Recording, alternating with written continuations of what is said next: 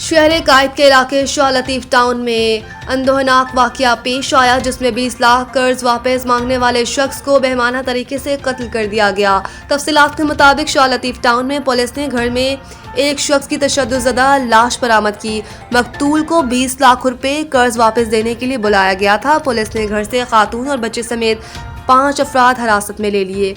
Police के मुताबिक मकतूल की शिनाख्त 45 साला आमिर कुरैशी के नाम से की गई, जैसे तशद्दुद और हथौड़े के वार से कत्ल किया गया था।